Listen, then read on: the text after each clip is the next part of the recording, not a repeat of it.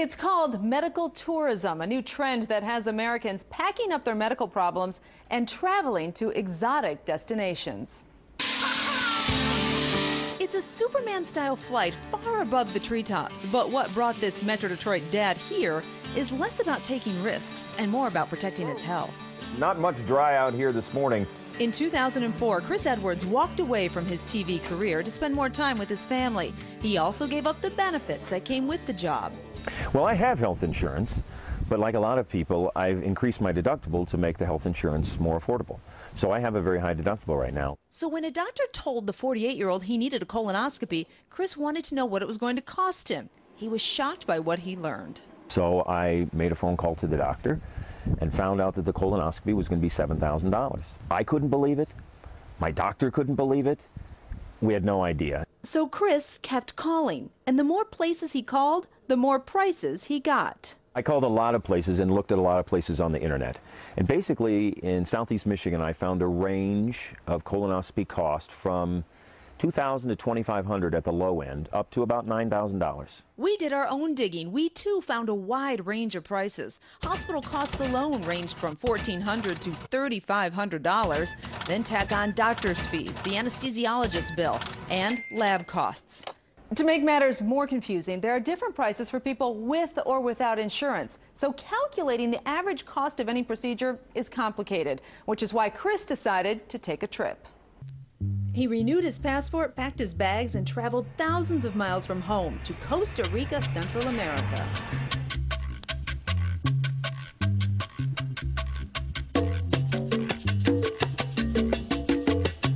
It's $350, 350 US dollars to do the colonoscopy here, which would have cost, again, anywhere from $2,000 to $7,000 in Metro Detroit. It would have been at least $3,000 out of my pocket. So we're talking a tenth of the price. Hello, good morning. Good morning.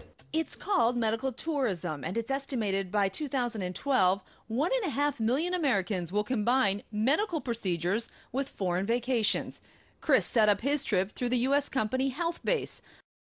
Arrangements in terms of the lodging, picked us up at the airport, brought us to where I was staying, will take me to the dentist, will take me tomorrow to the doctor, will bring me back, will take care of all the transport and the transfers from one place to another. Once settled in the outskirts of San Jose, we follow Chris on his first stop, the dentist. Here, he's having extensive work done at about a third of the price he'd pay at home. Inside the bright white office, the dentist tells me he does things just like his peers in the U.S. Since I go to the United States very often and I go to dental seminars 2 or 3 times a year to the United States, I know that the materials that my colleague dentists in the United States are using are the same ones that I'm using over here.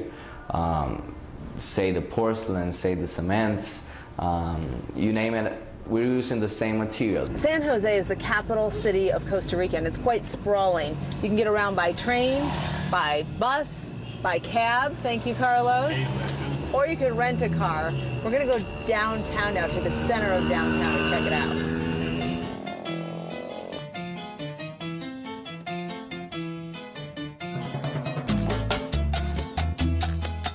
Used to be in developing countries like this one, quality of medical care would be a big concern because of water, electricity, communication, and transportation.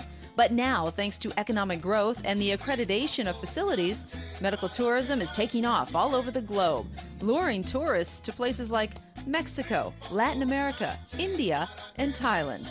What do American doctors think? According to the American Medical Association, medical tourism is a small but growing trend among American patients, and it's unclear at this time whether the risks outweigh the benefits. There are risks with any medical procedure, but when it comes to medical tourism, consider this. If something goes wrong, you may have no legal or medical recourse. Extensive travel can be exhausting and raise your risk of post-op complications, and infectious disease can be a threat in foreign countries. But at the end of day one, Chris feels he's made a good choice. I had every bit of confidence that I would in any dentist in our country. Now, it's time to prepare for his colonoscopy. Surrounded by the sunshine and tropical flora, even that seems tolerable. This is the not fun part. but you're welcome to have some if you'd like some, Dina. Go ahead. Thank you. Yeah, I want you to feel right at home here in Costa Rica, Dina. I appreciate your hospitality. Chris's $350 colonoscopy pales in comparison to what others spend on medical tourism. According to the University of Delaware, a heart valve replacement that would cost $200,000 or more in the U.S. goes for $10,000 in India. Air travel and vacation included. A dental bridge worth $5,500 in the U.S. costs $500 in India. A full facelift that would cost $20,000 in the U.S. runs about $1,200 in South Africa. ¿Es fácil? Sí. Once it's time for the colonoscopy, we notice the nurse starting Chris's IV is not wearing gloves. That's protocol in the U.S., but not necessarily in other countries. His Costa Rican doctor is a member of an American professional group for doctors in her field, and during the procedure, she does find a growth. When we have a patient like Christopher that has a biopsy today because we found a polyp, the polyp will be ready in about a week. Chris will find out if the polyp is cancerous once he's home. I felt completely comfortable. I felt every bit as comfortable as when I had the very same procedure done several years ago in one of the finest hospitals in southeastern Michigan. Finally, the medical part is finished. Now it's time for the tourism. Chris takes flight 1,500 feet above the rainforest on a zip line.